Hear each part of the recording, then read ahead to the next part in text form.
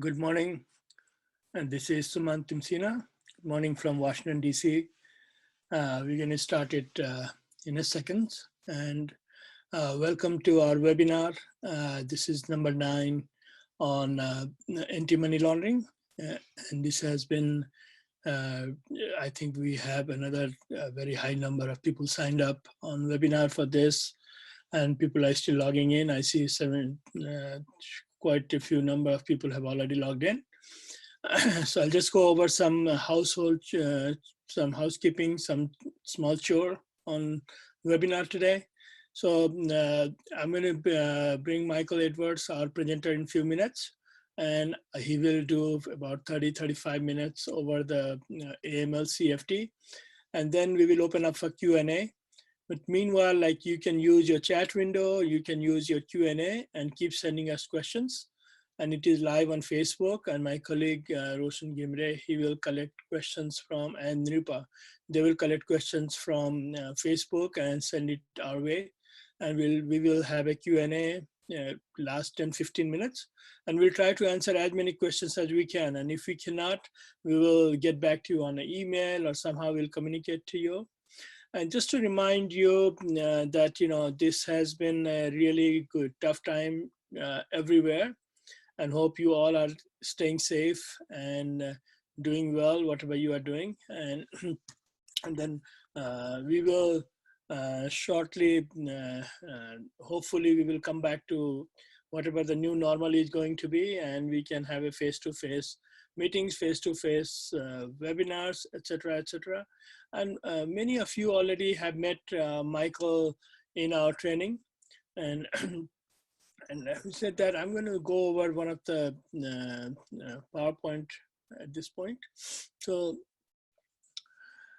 this is focused on managing anti-money laundering and CFT during COVID pandemic. And as many of us know that people are always looking, they are appraised, they are always looking at opportunities to take advantage of it, and disaster has been, data shows that any disaster, whether it's a natural disaster, whether it's in any other such incidences, political change, big political changes, political coup, all of it has attracted people towards issues like cybersecurity, anti-money laundering, etc., etc. So this is a tough time, and Michael will go more in details into it, into the topic, into the subject matter, and I'll bring you back in the Q&A. And second, I think I should put it in the share mode. Yep. And then we have next two already we have announced, and the next one is going to be on Sunday, Sunday morning from Washington, D.C., Sunday evening in many participating countries. And that's, we did a cybersecurity a couple of days ago. So now we're going to talk about the enterprise solutions. There will be a different panel of presenters talking about some of the best practices they use, especially in US companies, financial and non-financial companies. How, what kind of enterprise solutions are there, and we're going to go over as many different scenarios as we can, not just the email hacking, but also the mobile and SMS and everything else that we could cover from cybersecurity perspective as enterprise solutions, more on technology solutions. And then, as I promised in the last webinar, we are also focused on a number of other topics like accessible tourism, supply chain management. Supply chain is really impacted right now. I know I'm not sure where you are logged in from, but in US, if you try to go and buy a mask right now, we can't get it. If you go to grocery store to buy certain kind of food, it may be available, may not be available. So so this whole pandemic has really impacted supply chain in a big time. And public procurement, as well as number of soft skills, we just have to announce, we already have in our calendar, we haven't made it public. But since we have captured you in our, as our attendees, you will get those notices whenever we will announce the dates. And after the webinar, a couple hours after the webinar and even tomorrow, you'll get a reminder for evaluation. And we really value your evaluation. It's really, really important for us. And I know a very high number of you evaluated our previous webinars, and please say something good, say something bad, whatever you can, and give us some topics that you would like to see going forward. So we'll try to bring those topics as well. And having said that, so IDI, our company, is really committed on this capacity building and training, and we have been doing it for last about 14th year going on. And so at this point, I'll just bring Michael Edwards in a minute. I'll go over his introduction again, because I think, Michael, this is your last series, one in this series. And so Michael is attorney at law here. He brings a really big, long time experience in credit unions and banking institutions, especially on the regulatory affairs and on legal matters. And he has served in many different positions in World Council of Credit Unions and regulatory advocacy section of financial institutions. He has a JD from American University, and also has a bachelor in English and literature from University of Pennsylvania. So without further delay, Michael, it's all yours. Okay, so I'm going to close the stop share, and here you are, Michael. You may have to unmute. Great. So it's great to have all of you here. I'm Michael Edwards. Thank you for the great introduction, Suman. And today we're talking about anti-money laundering and the COVID-19 pandemic.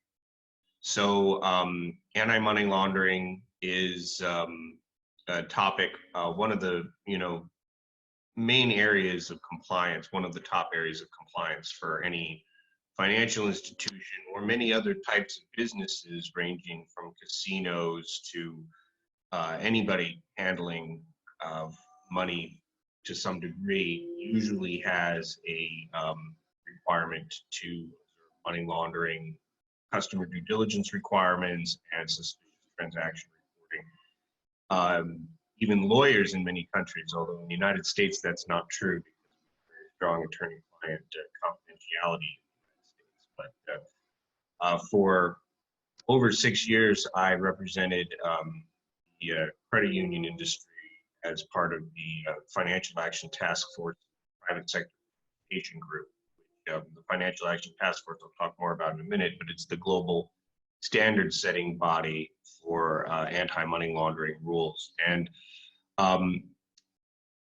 the level of coordination and homogenization really for anti-money laundering rules is more so at the international than other areas like, say, regulatory capital that are set at the international level. There's also usually not very much of a consultation publicly at the national level about anti-money laundering, because there's a very strong push to have the same rules in every jurisdiction. And there are also regional bodies. Even if your country is not a member of the Financial Action Task Force, there are regional affiliates, say the Caribbean Financial Action Task Force, or Moneyval for Eastern Europe, or the Eurasian Group for the former Soviet Union. And there's one, every country is a member of at least one. I think some countries are members of more than one. I think Afghanistan is a member of the Eurasian Group, and another one for the Middle East, for example.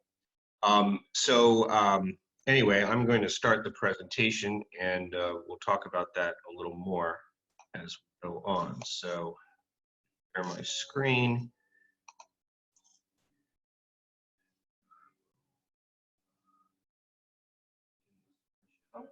Yeah, good, Michael. You just put in presentation mode. Yep. Great, thank you. All right, so COVID-19 and anti-money laundering. Well, COVID-19 is creating operational challenges for banks and other businesses all across the board. The anti-money laundering component is, I guess, most deeply impacted in that the types of customer due diligence that you normally would do in a face-to-face type onboarding of a client is not doable in a social distancing time. So, but it's not as though non-face-to-face onboarding of clients is anything new, particularly fintechs and other financial institutions that don't deal with people face-to-face because they take clients over the internet have been working with non-face-to-face onboarding for a long time. There's also the issue of COVID-19 related financial crime. And, you know, in the United States, for example, there's actually a push to try to squeeze drug cartels because while the public announcement was that, well, we think they're trying to take advantage of the COVID-19 situation, it's actually probably that the cartels are facing problems in their supply chain of drug production related to COVID-19, and they're weaker now than usual. But we'll talk more about the financial crime, but you know, there's a lot of different things ranging from trying to trick people into fraud to perhaps trying to take advantage of the situation when it seems like law enforcement is focused on other issues. So this is the headquarters of the Financial Action Task Force in Paris. I mentioned them before. So there are over 30 countries that are direct members of the FATF, and then there are the regional bodies I mentioned before. So earlier this month, the FATF issued guidance on COVID-19, and pretty much anything that comes out of the FATF is been approved by the member governments of it. So all the major economies are members of the FATF. So it's really these meetings they have, you know, it's representatives from, say, the United States, the United Kingdom, other major European countries like, you know, France, Germany, basically the whole G20 plus a few other countries. And then you also have the European Commission is an observer. So they try to reach consensus on the statements they put out. And like I mentioned before, usually the national governments, if they put out their own guidance, it's going to be sometimes just copied from the FATF guidance or otherwise very similar because it's essentially already been approved. The Financial Action Task Force also worked very closely with the United Nations Office on Drugs and Crime. So most of it used to be that the private sector participation group, which was the main way to get industry feedback, would meet at different locations, sometimes in Paris at this building, sometimes other places. But the past 4 or 5 years, it's been in Vienna at the United Nations offices there because the UN Office on Drugs and Crime is promoting or supporting it and coordinating with it, because really what we're talking about here is law enforcement. So the FATF's COVID-19 guidance, basically they encourage digital customer onboarding and said, you know, simplifying your customer due diligence, CDD, is appropriate here, although they already have had guidance on simplified customer due diligence. And typically when you do simplified customer due diligence, there are additional restrictions that you would say put on the account that you open with, say, not full documentation, such as a transaction limit or, you know, a rolling average of transactions, you know, $1,000 a month or something like that. We'll talk about that a little bit more as we go on. And they also, you know, said, look out for fraud. There's a lot of fraud going on here, particularly scams, but not limited to that. But they did say that delivering COVID-19 through non-profit organizations is not generally high risk. And there's a long history behind the non-profit organization. Essentially, non-profit organizations have been used to finance terrorism as a way to launder money, say collecting money in the United States and sending it to support military or paramilitary organization or terrorist organization in another country. And that has caused a lot of problems for nonprofit organizations, particularly ones that work in hotspots, like say doing refugee relief in Syria. You may not be able to find a bank that will do a wire transfer for you because you're a nonprofit operating in Syria. It goes beyond that to the point where their initial saying, look, nonprofits are a potential area of abuse, and there's a number of case studies we talk about with that. That then made it for nonprofits in general to get banking services, particularly on a cross-border basis. And so then they issued additional guidance saying, well, no, you've got to look at the nonprofit, you know, a local nonprofit that's helping in your own country is probably not high risk. And so here they made sure to say, well, nonprofits doing COVID-19 are not going to be high risk, and that really you should look at the country that they're operating in and what they're trying to do in terms of developing the risk profile. A nonprofit is not high risk just because it's a nonprofit. Now, in terms of digital onboarding and customer due diligence, basically, you know, digital and contactless payments are a good thing right now, and not having face-to-face interactions is good because we want to have social distancing to slow the spread of COVID-19. And so essentially they said, in line with our standards, you should try to use technology. And they have different terms here: fintech, red tech, and subtech. Supervisory technology, regulatory technology, financial technology. And, you know, fintech, I think everyone's probably familiar with fintech. So those are financial technology companies, and you can also use financial technology if you're a bank as, you know, something to add to your offerings to your clients, you know, often say mobile apps, for example. And then there are the fintechs that are standalone companies, and, you know, depending on the rule book where they are located, they might be regulated like banks, or maybe they don't want to have a banking license and partner with banks. And trend in the United States in particular, where it's relatively hard to get a banking license, and you can't necessarily have deposit-like accounts without a banking license. The EU has basically, if you accept repayable funds from the public and make loans, then you are almost always subject to the Capital Requirements Directive, which is their version of the Basel standards, which is very expensive. It has a minimum initial capital amount of 5 million euro because they think no one would be able to comply with the directive if you had less than 5 million euro in capital, and frankly, they think 5 million euro is probably not even enough. Now, there are exceptions to that. Credit unions, for example, in the EU have an exception from most of the requirements of the Capital Requirements Directive, and, you know, other types of things. But with fintech companies, they have a different thing, and they may have a fintech directive at some point. The reg tech and subtech are, you know, really more for compliance purposes. The reg tech to help the financial institution comply with the regulations, and the subtech to help the supervisors figure out what's going on.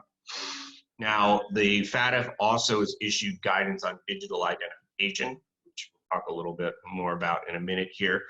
That is the product of a work stream that's been going on for about 3 years. It's a guidance paper that's about 105 pages long and is intended to help national level regulators become comfortable with the idea of using digital identification.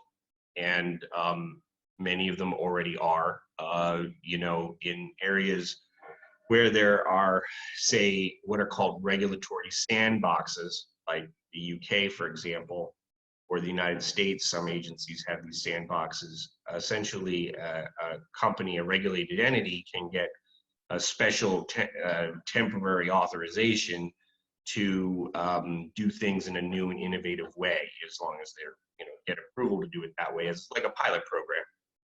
And so, in many of the things in the digital ID are already being done in certain countries, and we'll talk about that a little more in a minute. Now, it also says you can use simplified customer due diligence, which is essentially not doing all the checks that you would necessarily normally do.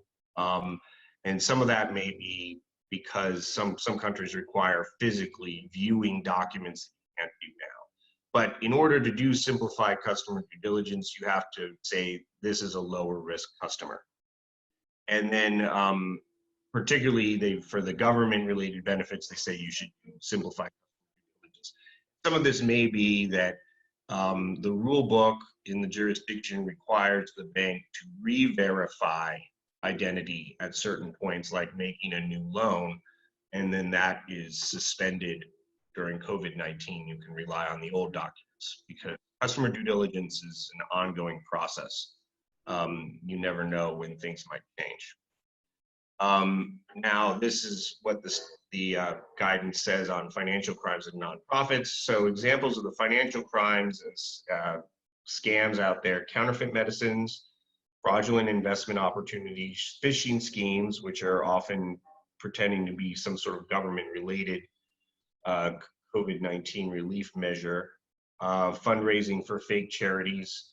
I think there are a lot of other things that are going on as well, but all using COVID-19 as a pre. And then they said, terrorists may try to raise funds right now because they think law enforcement resources are focused elsewhere. Now, regarding the nonprofits, they said you should apply a risk-based approach to the nonprofits. Most nonprofits are at low risk of terrorist financing. Now, the FATF has a set of recommendations, often called the 40 recommendations, about what each country's anti-money laundering system should look like, book and their approach. And then they do what are called mutual evaluations, where every few years a country will be evaluated by the FATF of a team made up of government people from other countries will go and write a 100-page or longer report.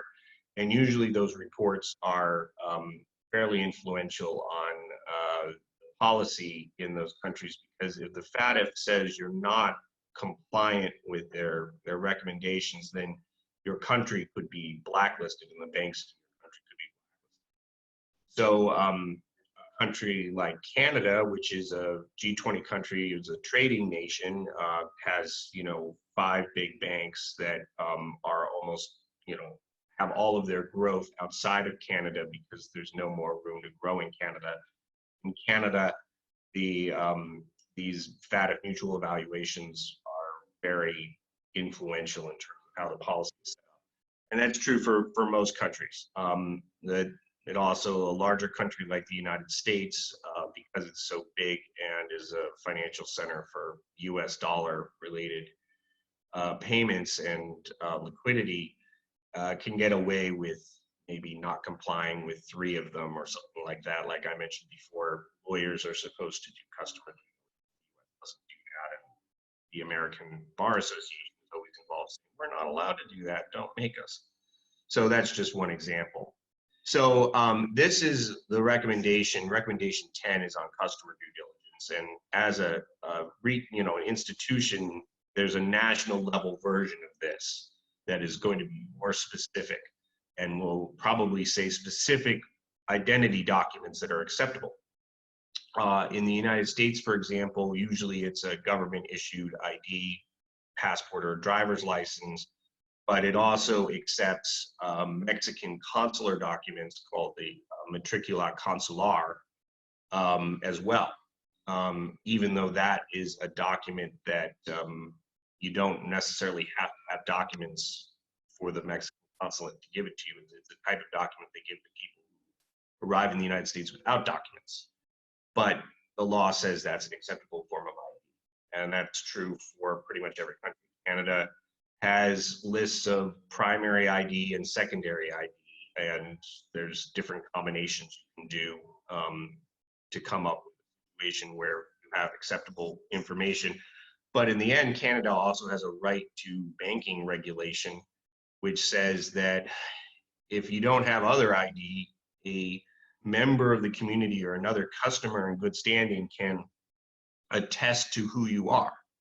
So, which is in native regions, for example, the first people in Canada, some don't have ID, and that's anyway, in other countries, that's a much bigger problem. We have some examples here in a minute. So there's the source documents.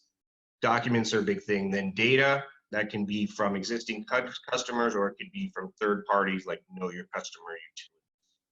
Also information. So what's the consumer's job? Where do they get their money from? If the information is, if the customer's a business, what business is it in? Normally, as a bank, you look for activities in the account that are not consistent with the type of business that you have been told is there, or the person who, if it's a consumer, what the consumer's job is. So, and normally you would ask questions or red flag things, file suspicious transaction reports when things are not fitting the profile. Of course, there's also a prohibition on tipping off the customer. You can't tip off the customer that a red flag has been raised. So anyway, so if it's a legal entity, there's also been a big push on identifying the beneficial owners, especially since the Panama Papers a few years ago, where it became clear that legal entities in places like the British Virgin Islands and the Caribbean were being used to hide all sorts of money and all sorts of people. There's been a big push in the past several years on that one. But if it's some other type of arrangement, knowing who is the true owner of the funds is important. And then, basically there's the figuring out what the business relationship is. What are you trying to do? As I mentioned before about, being able, what is the profile of this customer? Because, some businesses are going to have a lot of cash deposits, for example. Other ones are not going to have cash deposits at all. And then having cash deposits suddenly show up and raise a red flag. Interestingly enough, until a few years ago, tax evasion was not considered money laundering, but they changed that definition. So now tax evasion is money laundering. So a lot of times people are just trying to evade taxes, but that's the law. And then there's ongoing due diligence, monitoring transactions. So it's not just a static process. Now, the FATF's guidance on digital ID came out in March, so last month. Mostly, it's a very detailed paper. It's a very interesting read. As a practical matter, you can get a lot of insights from it, but your local government has to essentially have some sort of rules or approval for you to use digital ID. But you can always add on additional things beyond what is the minimum. So if you're in a jurisdiction where there's a relatively limited set of things that you can do, you can always have digital ID as an additional thing. But during COVID-19, if you have a digital identification method at your disposal, now would be time to use it even more. And these things, like I mentioned before, have been developed for years, particularly because of the internet. Basically, the rules with it use reliable independent source documents, data, or information. That's the general customer due diligence. Digital identity could be one of those sources of information. You can use digital documents.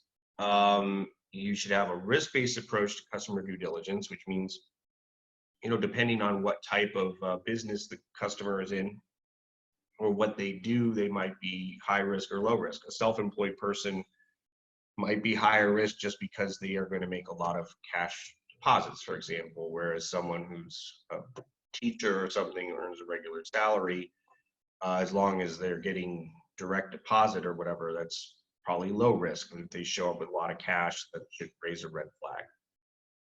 Same thing with businesses. Some things like trade finance are considered higher risk for or for money laundering potentially because, well, when it gets down to it, trade finance is usually done just off of documents, and you don't really know what the goods that are in the containers, what they're worth, or even of the goods are what the documentation says they are. But a lot of the paper is about digital ID systems, which are often called Know Your Customer Utility. So these are databases of information about customers that you can go and check things, check their identity against. So a common sort of approach for a Know Your Customer Utility is to have information on a customer, and essentially they would be given a unique ID, like a blockchain ID type thing. Often these are using blockchain to develop them. And each financial institution that's a member of this utility that opens an account for a customer and does customer due diligence would say, put a notation in the blockchain file saying this is one of our customers. So what does that do for you as a bank?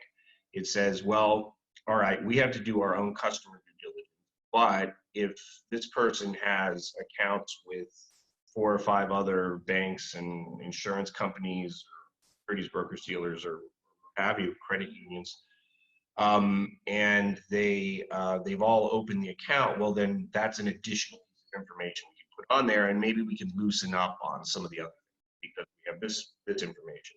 It alone probably is not enough, but in some countries it would be. It depends on the Know Your Customer Utility you have locally.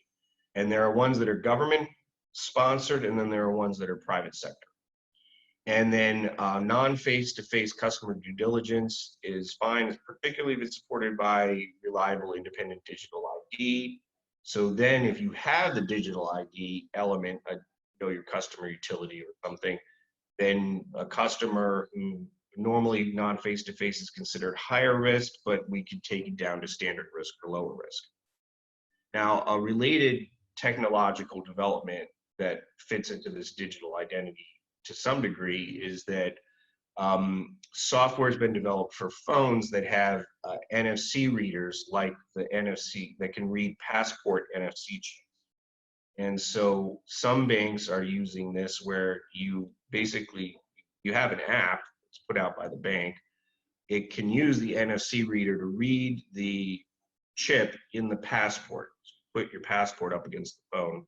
It reads that chip, and then you take a selfie, a photograph of yourself that then is matched up against your passport photo, which has been digitally transmitted through the NFC reader. So that's a pretty clever way to be pretty sure you're dealing with who you're supposed to be dealing with, as long as their faces match.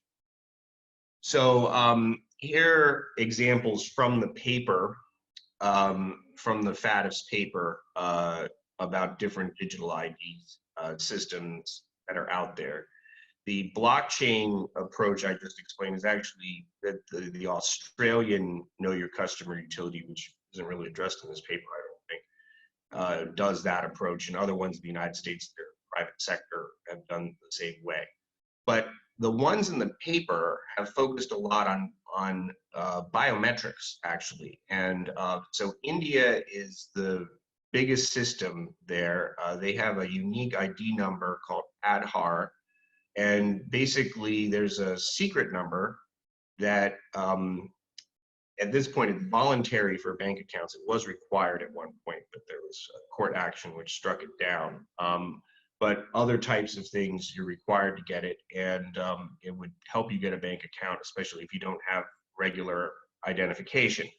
And there's also an app that goes along with this that will give the customer a different number, which is linked to their Aadhaar number, but is a different number so that people can't steal it as easily. Nigeria has a similar sort of situation with their bank verification numbers. Essentially, anybody with a bank account has this BVN system. There's biometrics, there's a database, and you can use your BVN number to go to open accounts with other banks.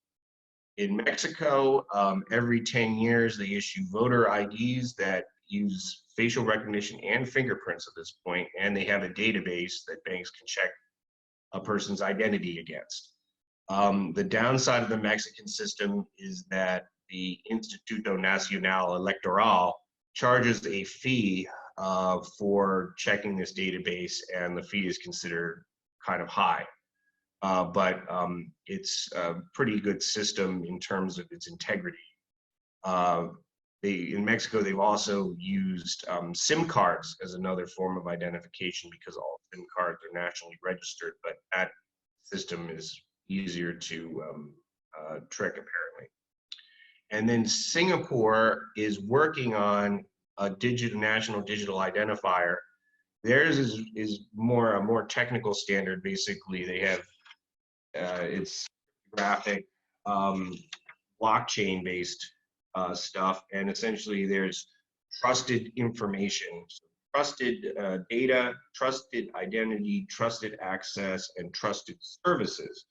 And each of these, when they finally get it going there, you know, essentially it's supposed to provide assurance to banks and other financial institutions that this person is who they say they are, and have them essentially say certain types of things they can do. So the trusted services, for example, would include digital signing. So the trusted identity, so each resident of Singapore will have a cryptography-based digital identity that resides in their mobile phone. So it's pretty innovative. And then there are a lot of other countries out there. China has a private sector ID system that works with their Ministry of Public Security that uses face recognition and comparing their official photos. And I believe that it's run by Ant Financial. So it's private sector, but public-private partnership. So now there have been COVID-19 related alerts issued by a few jurisdictions. And we're going to go through those here. So the European Banking Authority is basically the main financial policy entity in the European Union, other than the European Commission's financial sector directorate, which I used to lobby both of those organizations. But the EBA is more of the European Banking Authority, or EBA, is the more kind of technical part of it, where the European Commission is kind of more of the higher level policy. But essentially what they do is that the Commission will delegate things or ask for the EBA to do a report on something, and the Commission will say, well, the EBA did a report on this, and then we're going to build on that. So it's a cooperative relationship. So one of the things the EBA said is that financial crime remains unacceptable. So I'm not surprised that financial crime remains unacceptable during COVID-19, but they needed to say that, which is, I suppose, speaks for itself. They said, you know, supervisors should continue to share information and also make it clear to their banks how they should mitigate those risks. And so the EBA's audience for that summits big European banks, but it's really to the national level supervisors, or the European Central Bank does the systemically important banks in Europe. So it's really, okay, say the Autorité des Marchés Financiers in France, is the bank regulator, you know, tell your banks what you're supposed to do in France. The same thing for the Netherlandish bank, for example, the Bank of the Netherlands, tell the Dutch bank what they're supposed to do in your framework. And even though all of these frameworks are supposed to be compliant with the EU's directives and regulations, they're not always exactly the same. A directive is essentially a mandate for the EU member state to make local rules that are consistent with the directive, but it's not, the directive does not have force of law in the country on the banks.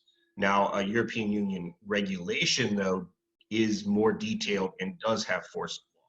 So it's really, if there's a regulation on the particular issue, then it's going to be the same rules across the whole block. But if it's a directive, there's going to be a French version, a Dutch version, a German version, and so on. But, okay, going back to the guidance, banks should establish legitimate origin of unexpected financial flows. And this may very well be COVID-19 related relief. But, industries impacted by the economic downturn, I'm not sure exactly what they're looking for here, but it may be that there are businesses that are really hard to say, well, look, we've got a lot of money we got to move around. Why don't we put that through your business? And so that's possible. But essentially, red flags, anything out of the ordinary, figure out what is going on. Where's the money from? And then, but you should make full use of flexibility in the existing EU directive on anti-money laundering. And most of their examples are delaying things, delaying on-site examinations and so forth, because they don't want to have a lighter rule book. They think if there's a lighter rule book for a particular industry, then that industry will be abused. So, all right. So Australia has also issued specific guidance on COVID-19 anti-money laundering. This is from AUSTRAC, which is an acronym, the Australian Transaction Reports and Analysis Center, and it is the financial intelligence unit for Australia. So each country has a financial intelligence unit. Sometimes they're called something track or fin something. Sometimes they're just called the financial intelligence unit, but that's what Australian FIU refers to as the financial intelligence unit. And that's the government agency. It's a law enforcement agency, often considered an anti-terrorism agency that is focused on financial crime, preventing and stopping financial crime. Doesn't happen. So what they said is, we already have alternative proof of identity under our rules. You should use them. And so if someone doesn't have, your normal passport or something like that, or you're not able to get a copy of it, you could have multiple types of secondary information that presumably you can together and say, well, we don't have our normal documents, but we have a whole stack of other things that together paints the picture of who this person is. But in the end, if you can't put enough of that together, you can have the customer sign a paper or sign a statement or agree to a statement saying, this is who I am.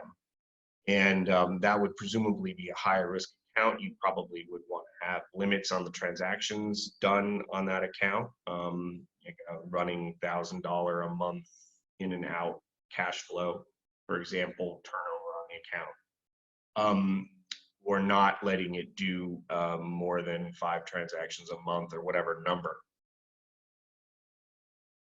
Normally, they want in Australia to have the ID documents be physically examined, but they said for now, scans or photos of the ID documents are acceptable.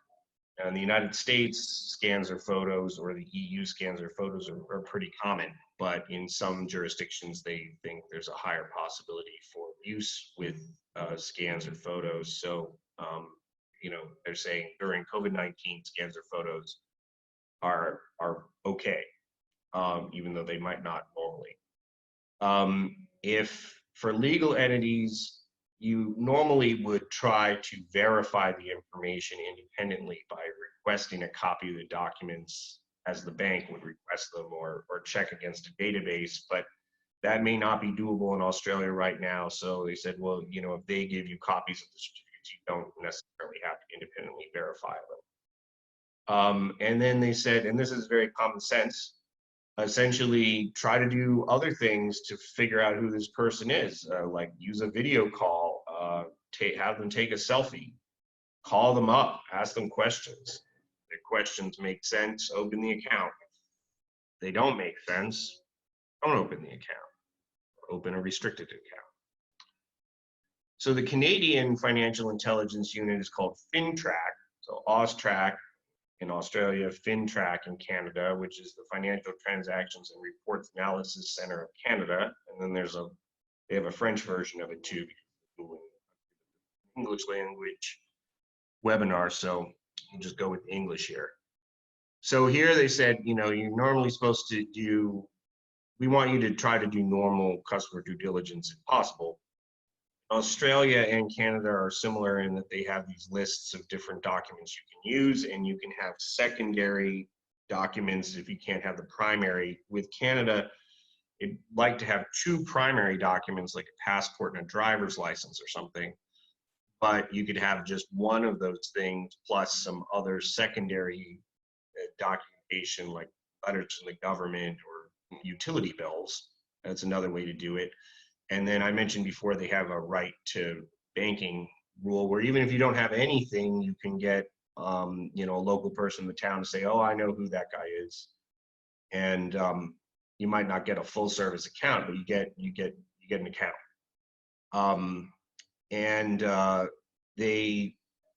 One of the interesting, so that's the dual process methods part. In Canada, they normally want to use technology to check the integrity of the identification at the branch office of the bank. If digital means can verify that stuff by like reading the NFC chip, that may be okay too.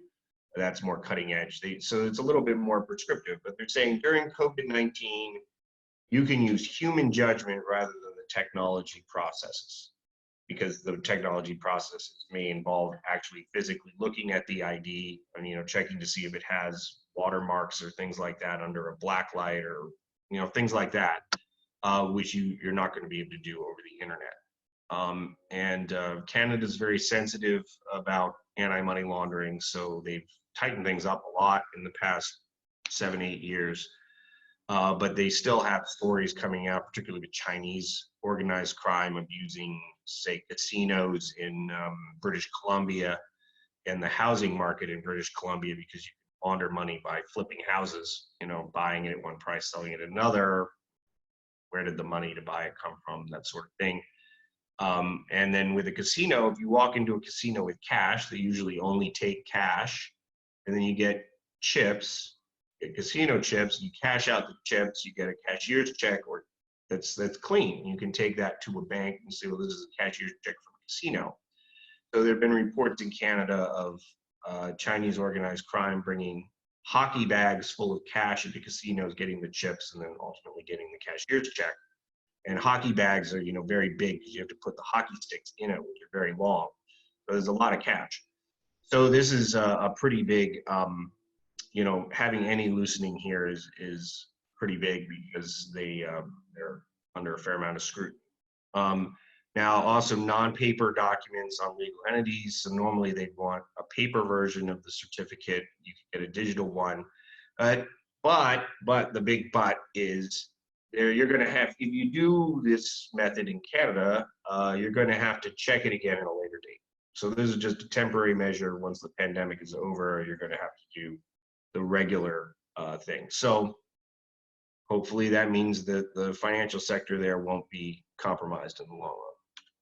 And then our last country that's issued guidance on this is the United States FinCEN, the Financial Crimes Enforcement Network, which has this really cool logo with eagle on it that they only adopted a couple years ago.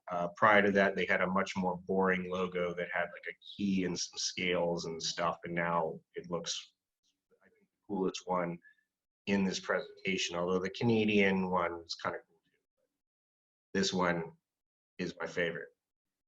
So the US one does not actually provide all that much relief, to be honest. They basically said you should continue to do a risk-based approach.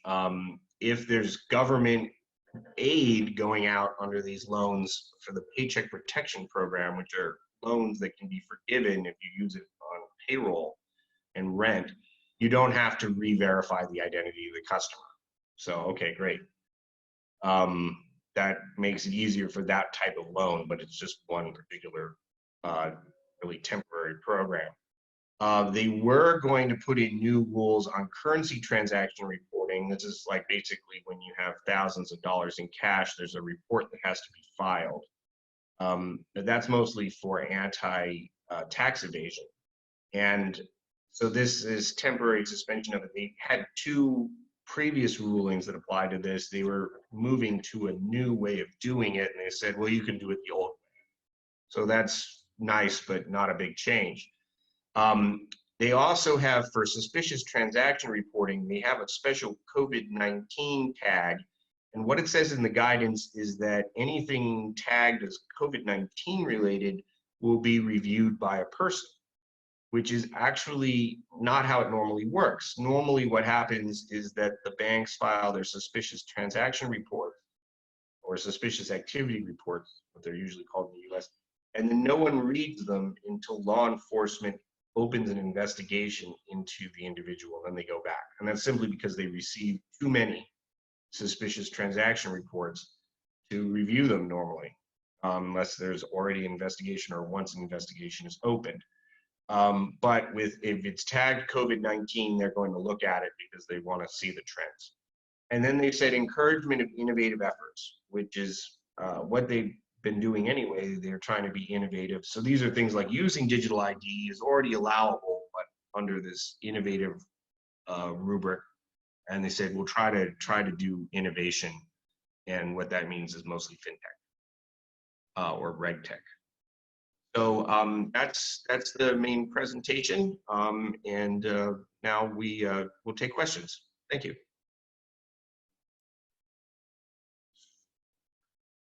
All right.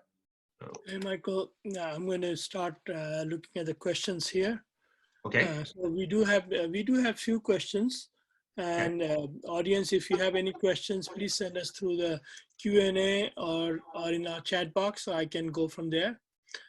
So I'll just start. Like, one of the question is, like, before we get into the question and answer, like, we talked about the digital ID for financial transaction, and I know in US you don't really need a social security number card or the driving license or the citizenship. There are lots of different provisions, because when I worked in the bank years ago in California, where we stopped accepting social security number, it wasn't required. That was the first state, right?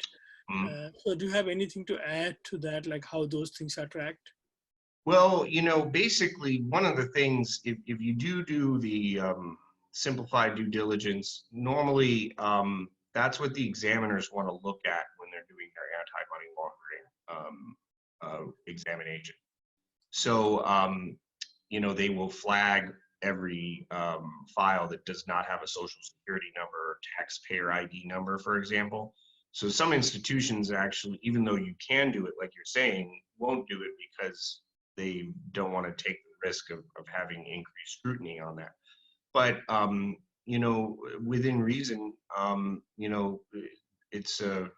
there are people who do not have those types of identification. And even in a rich country like the United States, basically everyone at birth is supposed to be given a social security number. But if you're an immigrant, you may not have one. If you work in an informal sector, you might not have that. So it's good for financial inclusion purposes to be able to have those people get access to the financial system. But of course, with anti-money laundering, you're trying to prevent abuse of the financial system. So people, maybe it really is this person's a migrant worker, or maybe that person is working for crime. So, it's each institution has to figure out. And we also allow foreign citizens to open their account with simply having a passport with valid visa, I believe. Yeah. Well, good. Well, I mean, that's it's interesting. There's like what you can do, and then there's the reality of it. And as a lawyer, I'm often like, well, do it this way, and then the client says we don't really want to do it that way. Okay. So the question there is that is the risk. I'm just going to paraphrase the question: is the risk is equal? This pandemic, risk due to pandemic, is that equal to all the countries, or the risk also varies?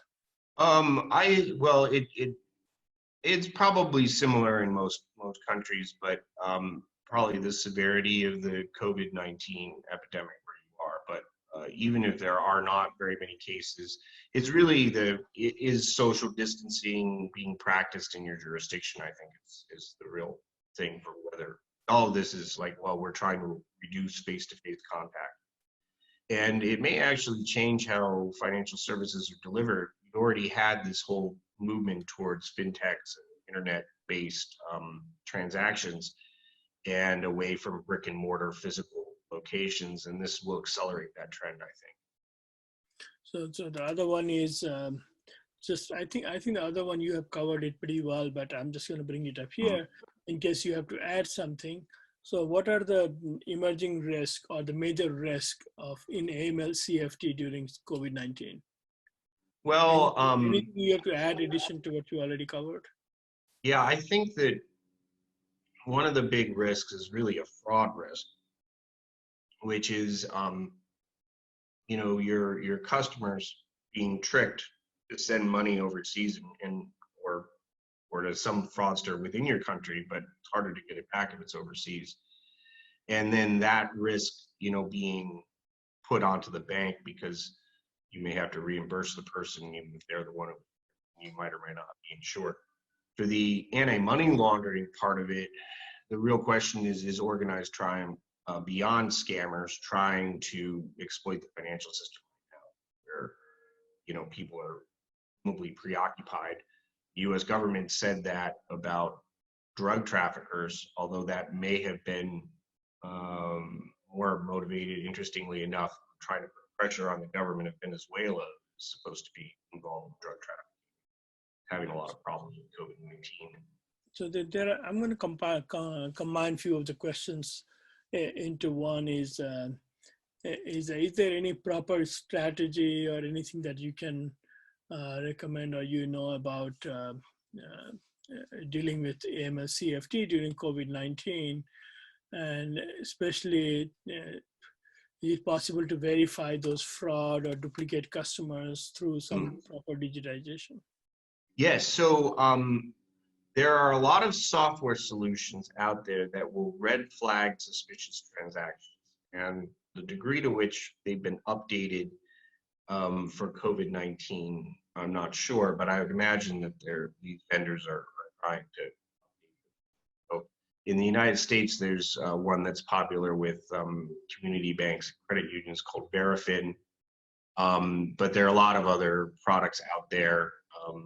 You know, these combine sanctions list checking, so they'll red flag names that you know, seem similar to someone on a sanctions list, but they also, the better ones will also, you know, red flag some kind of suspicious thing going on. And to be honest, if your institution does not have something along those lines, you probably should look into it and see what those vendors are offering at the pricing, because you can't be competitive these days if you don't offer 24-hour payments, whether that's a plastic card or mobile payments or something. You know, people are out and about, they want to spend money.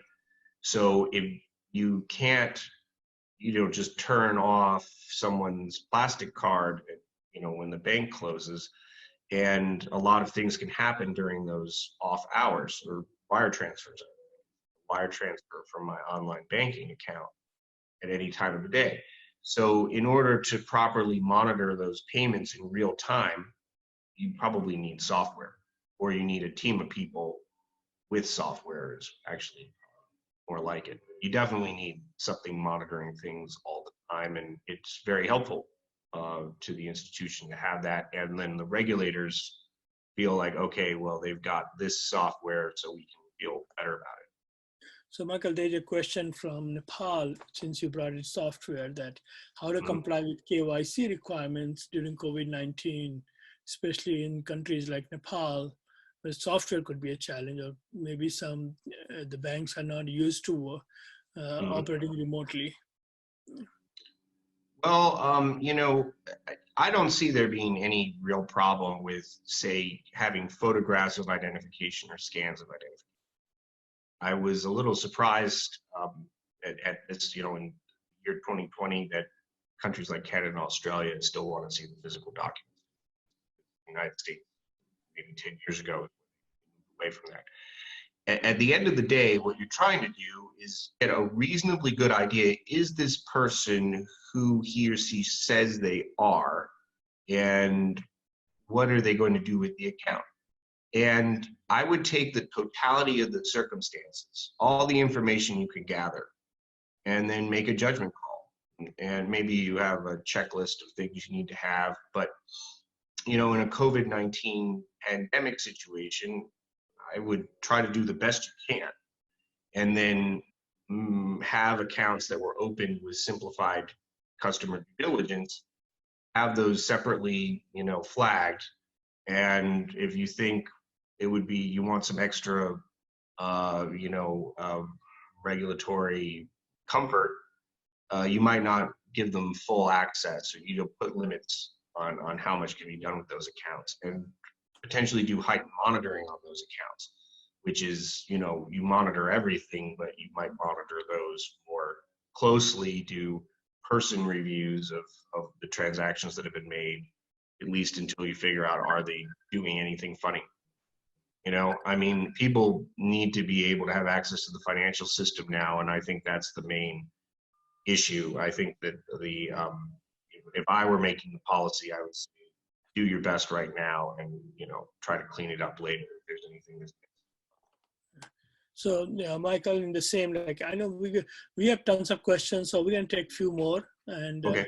And so there's a question that on CFT, particularly in CFT, at this time that they're transmitting fund through non-for-profit organizations. So what's your view on it? What are the different measures taken by different countries? Okay, yeah, so the issue with the nonprofit organizations and charities are, what countries are they in? Are they just in your country locally, or are they internationally active? And if they're internationally active, are they operating in a country where there's, a terrorist issue? And there are a lot of countries that have some sort of terrorist issue. And then, you dig deeper, well, what are they doing in particular in that country? And it might be easier to think about some of the examples of how these things, nonprofits have been abused. There was a U.S. Treasury report basically about terrorist financing, where there was a nonprofit organization based in the Boston, Massachusetts area, and it gave itself a name that was very similar to a well-established, well-known Islamic American organization that was totally legitimate. So it seemed similar to that. And then they were raising funds mostly in the Boston area, but what they were doing is supporting a battalion of fighters in Afghanistan, and that was the early 2000s.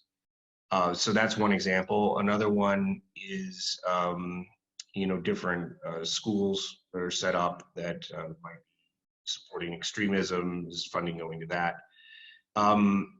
So first you figure out the country, then you figure out what exactly is going on. Your local nonprofit that's working in your own community is very unlikely to be used for terrorist financing, but it's always the detail. So moving towards almost the end of the questions are, you talked about Canada verifying government ID based on judgment rather than technology, and so what are the significance? Is there any advantage of that, and what kind of risk you see of using those judgments?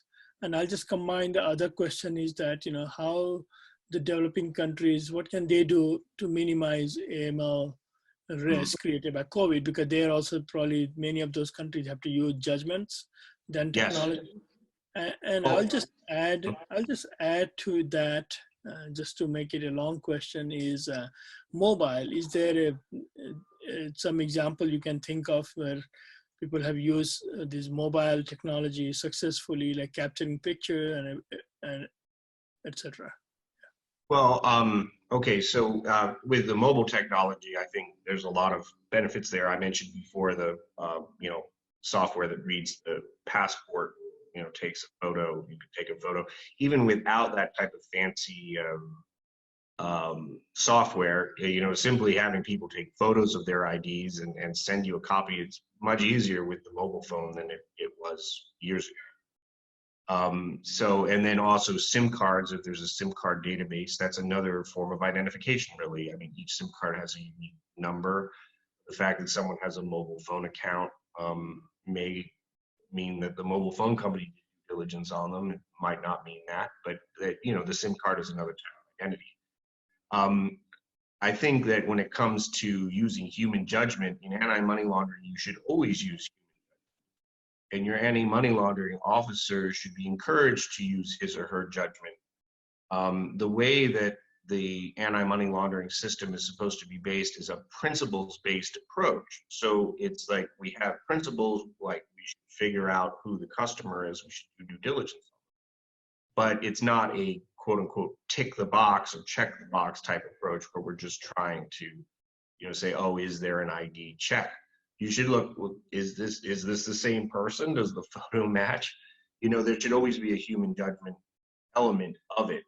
I think that with the the Australian guidance saying you should, or Canadian guidance saying you should use human judgment, what they mean is you should always use human judgment. But in terms of is it real ID, we can't use the technology. Try to look at it really hard. But if you're in a country where you don't have those sort of mandates, you should look hard anyway. I mean, they can't put out very many details at the international level about particular type of IDs, but then in the national anti-money laundering rule books, they tend to have specific types of IDs that are acceptable. So you should try to do those things, but they usually have contingencies for if you don't have those types of IDs. And in the end, I mean, some people are going to be trying to use your institution to launder money or finance terrorism, or nuclear proliferation is one of the other things that tries to stop these anti-money laundering. But it's too long to add that in. So that's another thing you're trying to stop. There are people who are going to try to use your bank or credit union or whatever to abuse the financial system. So you should start off with that. Some of the people here are breaking the law and they're using us to launder their proceeds. How can we try to stop them? And then it comes down to, is your institution focused on trying to figure that out, or are they not so focused on that? If you have the right kind of compliance mentality, and really this starts with the chief executive officer of a bank, do you promote a compliance culture? If so, then everything's probably fine. Try to do your best, root out the people. But if the anti-money laundering officer is pressured to not raise any concerns, then you'd probably be in trouble. So I'd say as long as everybody's doing things in good faith, do the best you can. And if someone's abusing the account, you'll probably get red flags on it, and then you should close the account. Although you're not supposed to tip them off as to why. So that's try to figure it out. That's what I would do.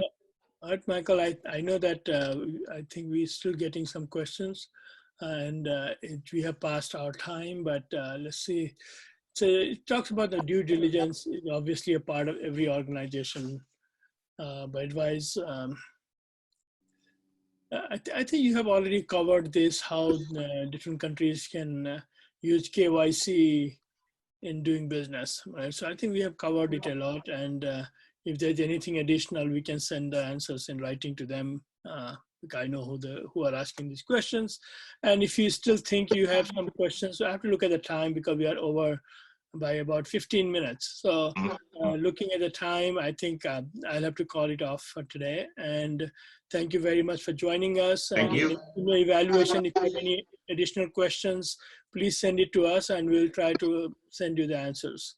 And looking forward to seeing you in the future training. There is another one on cybersecurity for enterprise solutions and cybersecurity this Sunday evening, and other parts Sunday morning in US. Thank you and have a nice day wherever you are. Thank you. Thank you.